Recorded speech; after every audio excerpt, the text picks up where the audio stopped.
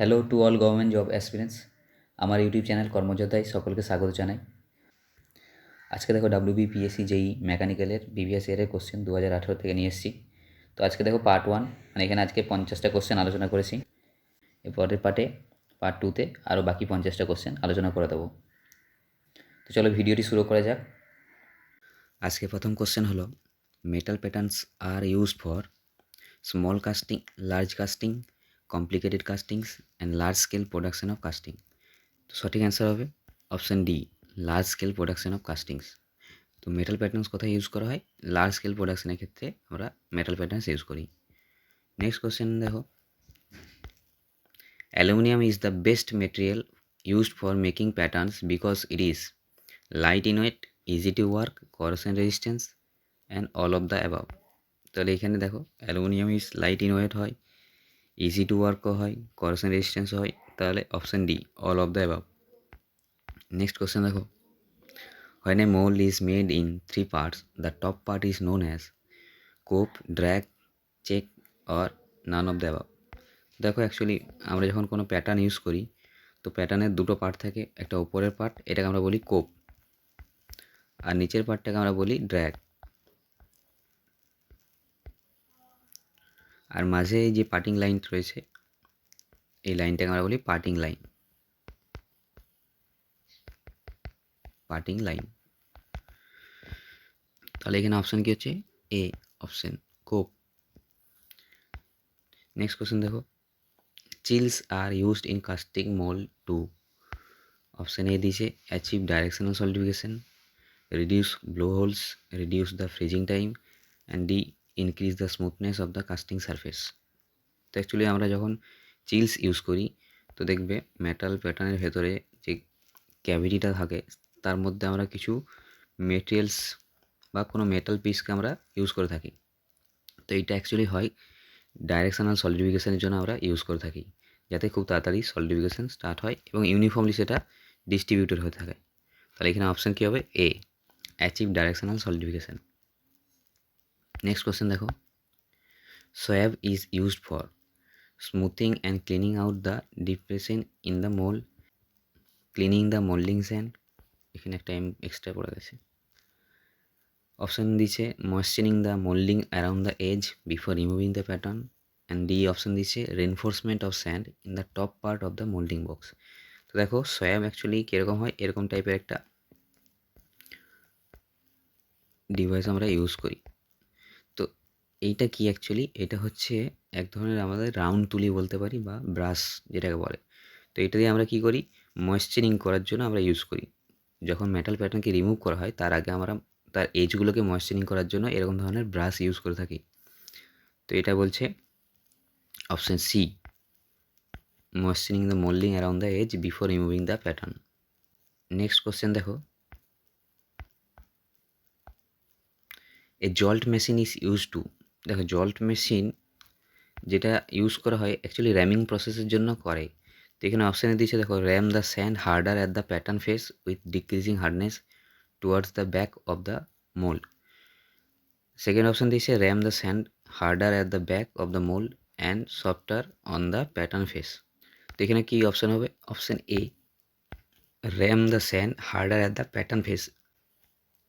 তো জল মেশিনে দেখবে এরকম থাকবে, একটা প্লেন থাকে, যেটাকে আমরা টেবিল বলি, তার উপর একটা হ্যামার ইউজ করা হয়। এই হ্যামারটাকে আমরা স্ট্রাইকিং করি, এখানে প্যাটার্নটাকে রেখে তার উপরে আমরা প্রেসার দিয়ে সেটাকে আমরা র্যামিং করার জন্য ইউজ করি। তাহলে এক্ষেত্রে কি হয়? এক্ষেত্রে মেটাল প্যাটার্নের যে উপরের পার্টটা আছে, মানে টপ পার্ট, ফেস যেটাকে আমরা বলি, সেই জায়গাটা কি হচ্ছে, প্যাটার্নটার যে স্যান্ড আছে সেটাকে আমরা কি করছি, হার্ড বানাচ্ছি, র্যামিং করে সেটাকে আমরা কি করছি, হার্ড করছি। আর ব্যাক সাইড যেটা আছে, ব্যাক সাইডে কী হচ্ছে, মোল্ডিংয়ের যে স্যান্ড আছে সেটা হার্ডনেসটা লুজ হয়ে যায় বা ডিক্রিজ করে। তো তাহলে কী হবে? এই jolt machine is use to ram the sand harder at the pattern face and decrease the hardness towards the back. ঠিক আছে, নেক্সট কোশ্চেন দেখো, in die casting machine allowance is, small, large, very large, not provided. তাহলে die casting প্রসেসের ক্ষেত্রে আমরা কোনো রকম allowance দিই না, তো এখানে নট প্রোভাইডেড হবে। ঠিক আছে, নেক্সট কোশ্চেন দেখো। The casting method adapted for ornaments and toys of non ferrous alloys is permanent moulding casting, slush casting, die casting, centrifugal casting. তো এখানে দেখো স্লাস কাস্টিং, এটা একটা প্রসেস, যে প্রসেসের মাধ্যমে আমরা টয়, অর্নামেন্টস এই সমস্ত জিনিস অ্যাডাপ্ট করে থাকি। নেক্সট কোশ্চেন দেখো। In a hot chamber die casting machine, melting pot is separate from the machine. Melting pot is an integral part of the machine. Melting pot may have any location. High temperature and pressure is use. দেখো এখানে high temperature pressure এটার সঙ্গে আপাতত কোনো সঙ্গ নেই। এখানে melting pot may have any location, এটাও না হবে না। তাহলে melting pot is separate from the machine আর integral part of the machine. এর মধ্যে এখন integral part of the machine মানে হচ্ছে হট চেম্বার ডাইকাস্টিং তোমরা যদি দেখে থাকো তাহলে দেখবে ওইখানে যে ডাইকাস্টিংয়ের ডাইটা আছে তার সাথে আমার একটা ইনজেক্টার লাগানো থাকে, আর তার সাথে একটা পট থাকে যেখানে আমরা কি করি, ডাইরেক্টলি মেটালটাকে হিটিং করে তাকে লিকুইড বানানো হয়। তার মানে এটা হচ্ছে একটা ইন্টিগ্রাল পার্ট। মেল্টিং পট যেটা হচ্ছে সেটা ওই ডাইকাস্টিং মেশিনের একটা ইন্টিগ্রাল পার্ট, ঠিক আছে, সেপারেট নয়। নেক্সট কোশ্চেন দেখো। নে cold chamber die casting machine, melting pot is separate from the machine. তো কোল্ড চেম্বারের ক্ষেত্রে সেটা কিন্তু আলাদা। কোল্ড চেম্বারে আমরা লিকুইডটাকে অন্য জায়গায় মেল্টিং করে নিয়ে আসি, তারপরে এখানে পটের মধ্যে ঢালা হয়, সেখান থেকে তাকে ইনজেক্ট করা হয় ডায়ের মধ্যে। তাহলে এটা কী হবে, option A, melting pot is separate from the machine. Next question দেখো। In ultrasonic machining tool is made of tungsten carbide, brass or copper, diamond, stainless steel. তো এখানে দেখো অপশান যেগুলো দিচ্ছে তার মধ্যে দুটোই হবে, বি আর ডি, স্টেনলেস স্টিল। কারণ আল্ট্রাসনিক মেশিনিং ক্ষেত্রে এখানে আমরা যে টুল ইউজ করি তার অ্যাকচুয়ালি প্রপার্টি হওয়া উচিত হচ্ছে টাফ হতে হবে, স্ট্রং হতে হবে, আর সফট মানে ডাকটাইলও হতে হবে। তো এখানে দেখো ব্রাশ আর কোপার এটাও হতে পারে, আর স্টেনলেস স্টিলও হতে পারে। তো এখানে যে অ্যান্সারটা প্রেফার করছে বা এরা যেটা অ্যান্সার কী দিয়েছে সেটা হচ্ছে ব্রাশ আর কোপার, অপশান বি। তাহলে এখানে আমি অপশান বিটাকেই চুজ করলাম। তোমাদের কি মতামত তোমরা আমাকে কমেন্ট করে জানাবে। নেক্সট কোশ্চেন দেখো। নেক্সট কোশ্চেন বলছে, in electrochemical machining the gap between tool and workpiece is kept as. এখানে দিচ্ছে 0.1, 0.25, 0.4 অ্যান্ড 0.75। তো এখানে দেখো অ্যাকচুয়ালি ইলেকট্রোকেমিক্যাল মেশিনিং ক্ষেত্রে যে গ্যাপটা রাখা হয় সেটা হচ্ছে 0.1 টু 0.6 মিলিমিটার, এর মধ্যে ভ্যারি করে। আবার কোনো কোনো বইয়ে দেখবে 0.1 টু 0.2 মিলিমিটার, এর মধ্যেও ভ্যারি করে। তো এখানে যে অপশানগুলো দিয়েছে তার মধ্যে দেখো এ বি সি তিনটেই হতে পারে যদি আমরা 0.1 টু 0.6 এই রেঞ্জের মধ্যে ধরে থাকি। আর যদি 0.1 টু 0.2 ইউজ করি তাহলে কিন্তু অপশান এটা হচ্ছে সঠিক অ্যান্সার। কিন্তু অ্যাকচুয়ালি দেখবে এখানে যা অ্যান্সার কী দিয়েছে সেটা হচ্ছে 0.75, অপশান ডি। তো তোমাদের কী মত সেটা তোমরা আমাকে কমেন্ট করে জানাবে। আর এই কোশ্চেনের অ্যান্সার আমি মোটামুটি সবগুলোই বললাম এই রেঞ্জের মধ্যে ভ্যারি করে। তো আমার প্রেফারেল যদি আমার মতামতই হচ্ছে এখানে option A, 0.1 millimetre. Next question দেখো। Which of the following process is use for preparing parts having large curve surfaces and thin sections. দেখো লার্জ কার্ভ সারফেস এবং থিন সেকশনের জন্য আমরা কেমিক্যাল মিলিং প্রসেস ইউজ করি, অপশান ডি, এটা হচ্ছে সঠিক অ্যান্সার। নেক্সট কোশ্চেন দেখো। Jigs are used. তো জিগসটা আমরা অ্যাকচুয়ালি কোথায় ইউজ করি, দেখো জিগস যেখানে ইউজ করি তার মেন দুটো কাজ হচ্ছে, একটা হচ্ছে টুলকে গাইড করা আর একটা হচ্ছে জবকে হোল্ড করা। তো এখানে দেখো for holding and guiding the tool in drilling, reaming and tapping operation, option A দিয়েছে। আর অপশান বি দিয়েছে for holding the work in milling, grinding, planning or turning operation. আর অপশান সি দিয়েছে টু চেক দ্য অ্যাকুরেসি, তো নয়। তাহলে এখানে option A, for holding and guiding the tool in drilling, reaming, tapping operation. Next question দেখো। A diamond locating pin is used in jigs and fixtures because diamond is very hard and wear resistance. দেখো এখানে diamond locating pin আর diamond এর সঙ্গে কোনো সম্পর্ক নেই, তাহলে অপশান এ এটা হবে না। এখানে ডায়মন্ড লোকেটিং পিন মানে বলছে যে পিনগুলো ইউজ করি তার শেপটাই এমন অনেকটা ডায়মন্ডের মতো দেখতে, যার জন্য একে বলা হয় ডায়মন্ড লোকেটিং পিন। তো এইটার মেন কাজ কি? তো দুটো পার্টকে সহজে অ্যাসেম্বল করার জন্য আমরা ডায়মন্ড লোকেটিং পিন ইউজ করে থাকি। তো এখানে দেখো অপশান বি দিয়েছে it occupies very little space. C দিয়েছে it helps an assembly with tolerance on centre distance. তাহলে অপশান সি এটা হচ্ছে দেখো সঠিক অ্যান্সার। তো আমরা দুটো পার্টকে যখন অ্যাসেম্বল করি তো তাদের লোকেশন এমন জায়গায় থাকে যেখানে দুটো পার্ট মেটিং পার্টকে আমরা জুড়ে দিলেই দুটো পার্ট একসাথে অ্যাসেম্বল হয়ে যায় এবং সঠিক পজিশনে উইথ জিরো টলারেন্স। তো যার জন্য আমরা ডায়মন্ড লোকেটিং পিন ইউজ করে থাকি। তাহলে এখানে অপশান কী হচ্ছে C, it helps an assemble with tolerance on centre distance. বুঝতে পেরেছ? নেক্সট কোশ্চেন দেখো, gear varnishing is a process for surface finishing undercut gears, producing cycloidal gears and removing residual stress from teeth roots. দেখো gear varnishing is a process of surface finishing. তো surface finishing একটা main process হচ্ছে gear burnishing. Next question দেখো, thermit welding is often used a replacing broken gear teeth, option B repairing broken shears, option C joining rail tracks and locomotive frames. তো দেখো এখানে option D all of the above. এখানে replacing broken gear teeth, repairing broken shears, joining rail tracks. তো যে সমস্ত বড় বড় structure যেগুলোকে আমরা মুভ করতে পারি না সেই সমস্ত জয়নিং ক্ষেত্রে আমরা থার্মিট ওয়েল্ডিং ইউজ করে থাকি। নেক্সট কোশ্চেন দেখো, when a bar of length L and diameter D is rigidly fixed at the upper end and hanging freely, then the total elongation produced in the bar due to its own weight is, দেখো total elongation যদি আমরা delta দিয়ে denote করি তার মানে delta equals to কী হয় W L square by 2E। এটা হচ্ছে সেলফ ওয়েটের জন্য আমরা টোটাল ইলংগেশন এর ফর্মুলা, এটা কিন্তু মুখস্থ করতে হবে। তাহলে এখানে দেখো option B W L square by 2E এটা হচ্ছে সঠিক অ্যান্সার। নেক্সট কোশ্চেন দেখো, the ratio of the lateral strain to the linear strain is called. দেখো দুটো স্ট্রেনের যখন রেশিও বলবে lateral strain and linear strain বা লঙ্গিটিউডিনাল স্ট্রেন, তো সেটাকে আমরা বলি পয়জন রেশিও। তাহলে এখানে দেখো অপশান ডি পয়জন রেশিও হচ্ছে সঠিক অ্যান্সার। নেক্সট কোশ্চেন দেখো, the পয়জনস ratio for cast iron varies from, আমরা আগেও এই কোশ্চেনটা নিয়ে আলোচনা করেছি। দেখো পয়জন রেশিও কাস্ট আয়রনের ক্ষেত্রে কত হয়, option A 0.23 to 0.27। Next question দেখো, the strain energy stored in a body when the load is gradually applied is, তো টোটাল স্ট্রেন এনার্জি এটা অ্যাকচুয়ালি ডিপেন্ড করে total strain energy is equal to কী হয় সিগমা স্কোয়ার বাই 2E, এটা per unit volume.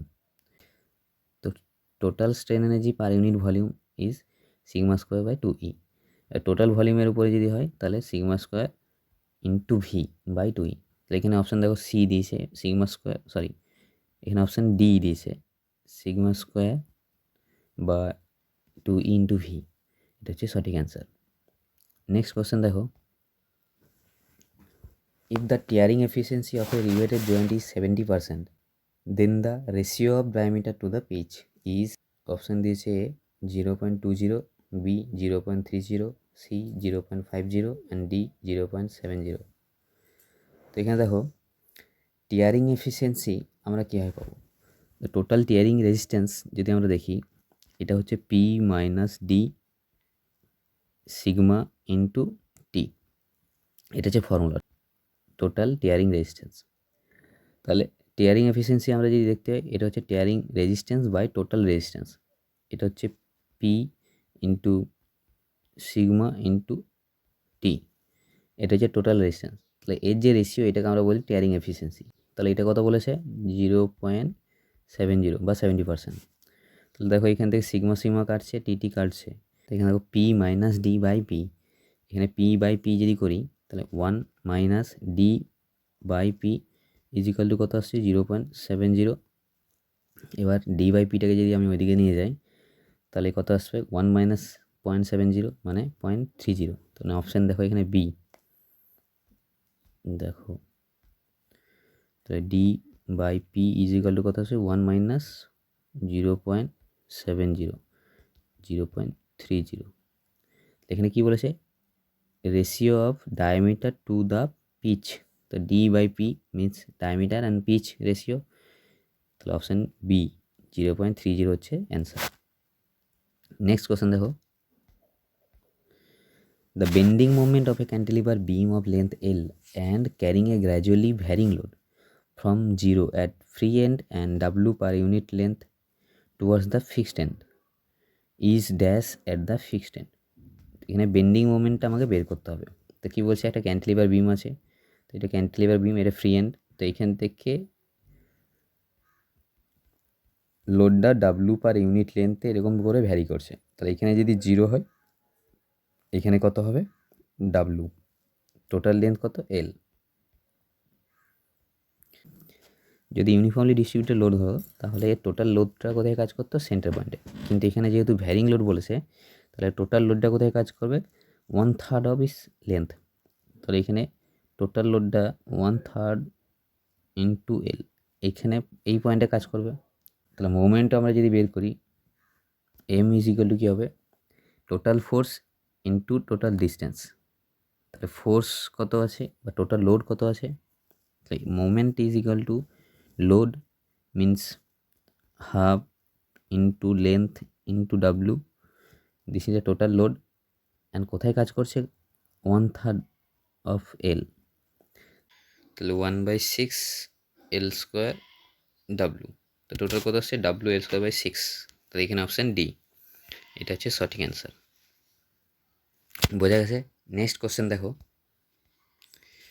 the neutral axis of the cross section of a beam is that axis at which the bending stress is। তো neutral Axis কোনটাকে বলে, যেখানে bending stress 0 হয়। ঠিক আছে, দেখো এটা হচ্ছে একটা বিম, এটা হচ্ছে তার নিউট্রাল অ্যাক্সিস। যদি আমি ধরি, তো একে আমি যদি বেন্ড করি তা দেখা যাবে যে এই বিমটার এই নিউট্রাল অ্যাক্সিসের মধ্যে স্ট্রেস কোনো ডেভেলপ হবে না। মানে এখানে যদি কম্প্রেসিভ স্ট্রেস ডেভেলপ হয়, পরে পোর্শনে টেনসাইল স্ট্রেস ডেভেলপ হবে, কিন্তু এই অ্যাক্সিস বরাবর স্ট্রেস 0 হবে। তাহলে এখানে বেন্ডিং স্ট্রেস কত হবে 0। নেক্সট কোশ্চেন দেখো, এখানে বলছে according to IVR the thickness of the boiler shell should not be less than. এখানে IVR means Indian boiler regulation, এটা অ্যাকচুয়ালি 1950-তে পাস হয়। যে তার জন্য কি বলা হয় যে ভারতের যে সমস্ত বয়লারগুলো তৈরি হয় প্রত্যেকটা এই স্ট্যান্ডার্ডকে মেনটেন করে চলতে হবে। তো এখানে কি বলেছে thickness of boiler shell should not be less than, এখানে অ্যাকচুয়ালি আইবিআরের মত অনুযায়ী 10 মিলিমিটার এর নিচে হওয়া উচিত নয়। তো এখানে অপশান দিয়েছে 4 মিলিমিটার, 5 মিলিমিটার, 6 অ্যান্ড 7। দেখো এখানে অপশান ডি 7 এটাই সব থেকে বড়ো, তো আমরা এখানে 7ই নেব, তার নিচে বয়লারের সেল থিকনেস নেওয়া উচিত নয়। দেখো এখানে অপশান কী হলো, অপশান ডি হচ্ছে অ্যান্সার। নেক্সট কোশ্চেন দেখো, the optimum effective temperature for human comfort is. তো আমরা জানি দেখো অপটিমাম হিউম্যান কমফোর্ট টেম্পারেচার হচ্ছে 23 degree Celsius and 60% RH means relative humidity. এটা হচ্ছে হিউম্যান কমফোর্টের জন্য খুবই প্রয়োজনীয়। তো আমরা যে সমস্ত এয়ার কন্ডিশনারগুলো ইউজ করি, তো উইন্টার টাইম এয়ার কন্ডিশনারে comfort temperature actually 20 degree Celsius এর কাছাকাছি থাকে, আর সামারের সময় সেটা কি হয় বেড়ে 25 ডিগ্রি কি 24 ডিগ্রি সেলসিয়াস চলে যায়। কিন্তু এটা ভ্যারি করছে দেখো 20 to 25 এর মধ্যে। তার মানে কি উইন্টার টাইমে টেম্পারেচারটা কম থাকে, সামার টাইমে টেম্পারেচারটা বেশি থাকে। তাহলে এখানে দেখো অপশান কি দিয়েছে higher in winter than in summer, এটা নয়। তাহলে অপশান বিটাই সঠিক answer, lower in winter than in summer. Next question দেখো, নেক্সট কোশ্চেন বলছে according to Indian standards the total number of tolerance grades are. দেখো Indian standard wise tolerance grades total কতগুলো আছে 18টা। এগুলো ভ্যারি করে IT 01, IT 0 and IT 1 to IT 16 এর মধ্যে এই টলারেন্সগুলো ভ্যারি করে। তো টোটাল গ্রেড টলারেন্স কত? Option C 18। নেক্সট কোয়েশ্চেন দেখো, A material is said to be allotropic if it has, এখানে কি বলছে, fixed structure at all temperature, atoms distributed in random pattern, different crystal structure at different temperature. তাহলে option C এটা হচ্ছে সঠিক answer. কারণ allotrope যেগুলোকে বলা হয় তাদের দেখবে ডিফারেন্ট স্ট্রাকচার পাওয়া যায়, ক্রিস্টাল স্ট্রাকচার বা মলিকুলার স্ট্রাকচার ডিফারেন্ট টেম্পারেচারে। যেমন কার্বনের আমরা বিভিন্ন রকমের রূপভেদ দেখতে পাই, চারকোল, কয়লা, ডায়মন্ড, গ্রাফাইট। তো এদের কেমিক্যাল নেচার বা ফিজিক্যাল নেচারগুলো পুরো আলাদা হয়। তাহলে এখানে option C, difference crystal structure at different temperature. Next question দেখো, the quantity of heat radiation is dependent on area of the body, shape of the body, temperature of the body. তাহলে actually রেডিয়েশনের জন্য যে hit তার কোয়ান্টিটিটা কিসের উপর depend করে? টেম্পারেচারের উপরে। তাহলে অপশান সি সঠিক answer, temperature of the body only. Next question দেখো, Stephen Boltzmann law is express, দেখো Stephen Boltzmann law is equal to কী হয়? Sigma A T to the power 4। এটা হচ্ছে স্টিফেন বোলম্যান ল। এখানে সিগমাটি কি? স্টিফেন বোলম্যান কনস্ট্যান্ট, এটা হচ্ছে area and T is the temperature. তাহলে এখানে option A Q equals to sigma A T to the power 4, এটা হচ্ছে সঠিক অ্যান্সার। নেক্সট কোশ্চেন দেখো, the thermal conductivity is expressed as, দেখো থার্মাল কন্ডাক্টিভিটিকে আমরা যদি দেখি, Q equals to K into A into del T divided by del X. তো এটা হচ্ছে টোটাল হিট ট্রান্সফারের equation, Q equals to K. এখানে কেটা হচ্ছে thermal conductivity, A is the area, del T is the temperature difference and del X is the length. তাহলে এখানে দেখো আমরা যদি কে এর ইউনিট বের করি, তাহলে Q into del X by A into del T এটা আসবে। তাহলে এখানে কিউ মিন্স ডাব্লু যদি করি watt, del X means metre, আর এখানে এ মিন্স মিটার স্কোয়ার, আর ডেল টি মিন্স কে যদি আমরা কেলভিনে নিই টেম্পারেচারটা। তাহলে দেখো ওয়াট, এখানে মিটার ইনভার্স কেলভিন ইনভার্স, তাহলে এখানে অপশান দেখো watt per metre kelvin, option A এটা হচ্ছে সঠিক অ্যান্সার। নেক্সট কোশ্চেন দেখো, the difference between the tooth space and tooth thickness as measure on the pitch circle is call. দেখো suppose এখানে ধরো একটা গিয়ার টিথ আছে, আর এখানে একটা মেটিং গিয়ারের space.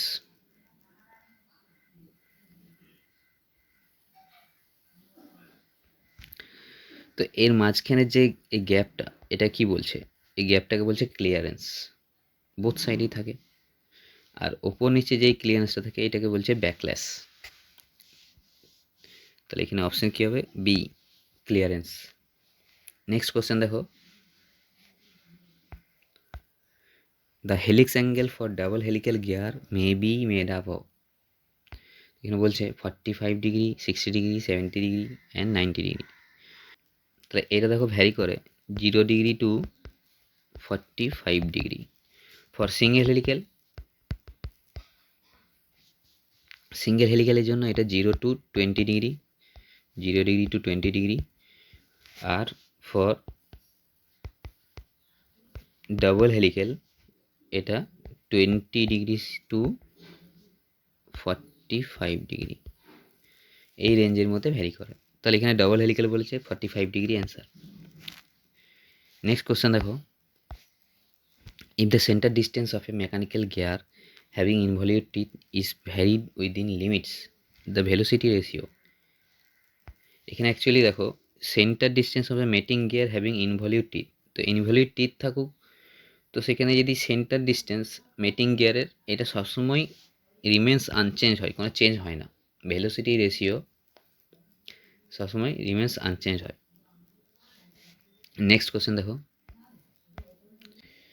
the sleeve and muff coupling is designed as a thin cylinder, thick cylinder, solid shaft and hollow shaft। তাহলে option D, hollow শ্যাফটের জন্য আমরা স্লিভ অ্যান্ড মাফ কাপলিং ইউজ করি। নেক্সট কোশ্চেন দেখো, in a steam engine the valve rod connected by an eccentric rod by means of, তো এখানে দেখো valve রডের সঙ্গে এসেন্ট্রিক রডের যে কানেকশানটা হয় সেটা নাকেল জয়েন্ট থাকে। তাহলে অপশান বি হচ্ছে সঠিক অ্যান্সার। নেক্সট কোয়েশ্চেন দেখো, the I Bolts R used for transmission of power, locking devices, lifting and transporting heavy machines, absorbing shocks and vibrations. তাহলে এখানে দেখো আই বোল্টটা আমরা যদি দেখি এটা অনেকটা এরকম টাইপের হয়,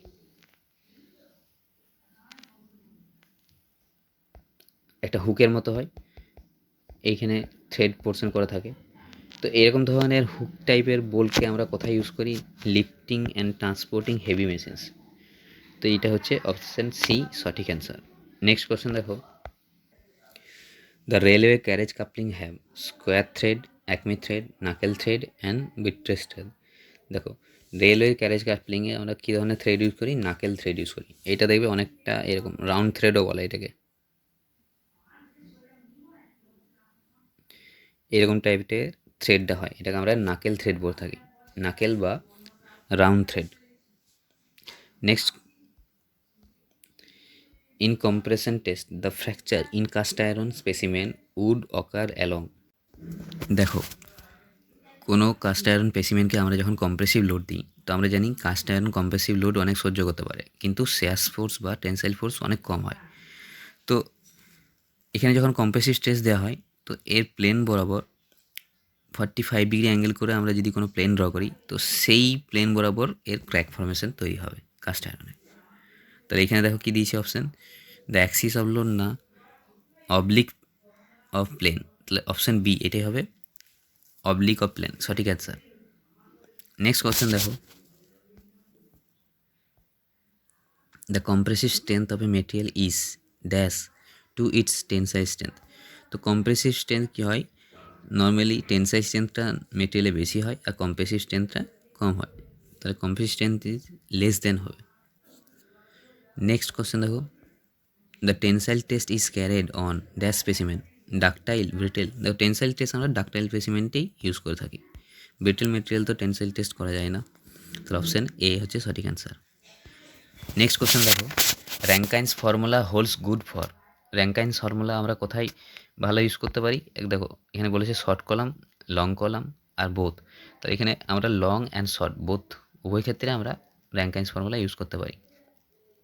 নেক্সট কোয়েশ্চেন দেখো, according to Euler's column theory the crippling load. দেখো ক্রিপলিং লোডের ফর্মুলা কি? Crippling load is equal to WCR is equal to pi square EI by capital L square. এটা হচ্ছে মেন ফর্মুলা। এখানে ক্যাপিটাল এল এটা vary করে according to the condition. কন্ডিশনটা কি, যে কলাম যেটা ইউজ করা হচ্ছে সেটার ওয়ান এন্ড ফিক্সড আছে কি বোথ এন্ড ফিক্সড আছে, কি ওয়ান এন্ড হিঞ্জ আছে কি বোথ এন্ড হিঞ্জ আছে, এইগুলোর উপরে ভ্যারি করে লেন্থ এল এর ভ্যালুটাও চেঞ্জ হয়ে থাকে।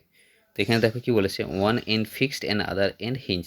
তাহলে দেখো যদি এটা ওয়ান এন্ড ফিক্সড হয় আর আদার এন্ড হিঞ্জ হয় তাহলে এখানে এর এল যেটা সেটা হবে L/√2। তাহলে এখানে আমরা যদি ফর্মুলাতে পুট করি এল এর জায়গায় L/√2 তার হোল স্কোয়ার করি তাহলে দেখো এল স্কোয়ার আসছে আর উপরে চলে যাচ্ছে 2। তাহলে তাহলে ক্রিপলিং লোড WCR কী হবে, pi square 2 pi square EI by L square. তাহলে এটা হচ্ছে formula for one end fixed and other end hinge. তাহলে এখানে অপশান দিয়েছে C pi square 2EI by L square, এটা হচ্ছে সঠিক অ্যান্সার। নেক্সট কোয়েশ্চেন দেখো, a thin cylinder shell of diameter D, length L and thickness T is subjected to internal pressure P। The hoop stress. দেখো hoop স্ট্রেসের formula হচ্ছে sigma H, যদি আমরা dino করি এটা মানে হচ্ছে PD/2T। অপশান বি এটা হচ্ছে সঠিক অ্যান্সার। নেক্সট কোয়েশ্চেন দেখো, A tensile strength of the welded joint of double fillet is. Double fillet welding জয়েন্টের ক্ষেত্রে টেনসাইল স্ট্রেংথ কী হবে? এখানে অপশান দিয়েছে দেখো 0.5 LS অ্যান্ড সিগমা। তাহলে সিগমা হচ্ছে স্ট্রেস, তো সাপোজ এটা হচ্ছে এটা প্লেট আর এখানে একটা প্লেট আছে, এই দুটোর মধ্যে আমরা ওয়েল্ডিং করেছি, তাহলে এই ওয়েল্ডিংয়ের এইটা হচ্ছে থিকনেস S। তো যদি থিকনেস হয় আর লেন্থ যদি L হয় আর সিগমা হচ্ছে যদি স্ট্রেস ডেভেলপ থাকে, তাহলে এর ক্ষেত্রে টেনসাইল স্ট্রেংথ আমরা পি ইজ ইকুয়াল টু কী করি, তাহলে tensile strength for single joint এর ক্ষেত্রে কী হয় 1/√2 S into L into sigma, বা সিগমা টিও ডিনোট করি সিগমা টি। তাহলে for double fillet weld joint P is equal to কী হবে √2 into L S sigma T, এটা হচ্ছে অ্যান্সার। √2 মানে হচ্ছে 1.414 এল এস সিগমা টি হবে। নেক্সট কোশ্চেন দেখো, in order to tearing of the plate of an edge, the distance from the center of the rivet hole to the nearest edge of the plate should be, এখানে option দিয়েছে D 1.5D, 2D and 2.5D। তাহলে এখানে option B 1.5D এটা হচ্ছে answer. তাহলে nearest age থেকে যেটা margin বলা হয় সেটা 1.5D হয়। D is the diameter of the rivet. ঠিক আছে, নেক্সট কোশ্চেন দেখো, according to the Unwin's formula the relation between diameter of rivet hole and the thickness of plate is given by, এখানে option দিয়েছে A D equals to T, B D equals to 2T, C D equals to 1.6√T and D equals to 6√T। তো এখানে দেখো option D 6√T এটা হচ্ছে সঠিক answer. Next question দেখো, two closely coil helical spring A and B of the same material, same number of turns and made from same wire are subject to an external axial load W. The mean diameter of spring A is double the mean diameter of spring B. The ratio of deflection of spring B to spring A is, তাহলে actually আমরা দেখো যদি ডিফ্লেকশনের সূত্র দেখি আমরা জানি W by delta, delta is the deflection, is equal to কি G d⁴ divided by 8d³ into N. তো এখানে G is the modulus of rigidity, small d is the diameter of the spring and capital D is the diameter of the coil of the spring and n is the number of turns আর w is the load। তো দেখো এখানে delta is proportional to capital D, এখান থেকে আমরা লিখতে পারি delta is proportional to capital D cube. তাহলে দেখো Δ1/Δ2 ইজ ইকুয়াল টু d1/d2 তার হোল কিউব। তাহলে এখানে Δ1 এটাকে যদি আমরা স্প্রিং এ ধরি আর Δ2 এটাকে আমরা যদি স্প্রিং বি ধরি তাহলে দেখো ডি এ আর এটা ডিবি হবে। তাহলে এখানে ডি এটা কত বলেছে, ডি এটা ডিবি ডবল, তাহলে আমরা যদি এখানে পুট করি Δ⁴ ইকুয়ালস টু কত হবে ডি এ মানে 2 of DB divided by DB এর হোল কিউব। তাহলে ডিবি কেটে যাবে, তাহলে কত আসছে 2³ মিনস 8। তাহলে এখান থেকে লিখতে পারি Δ⁴/Δ উল্টি দিলাম 1/8।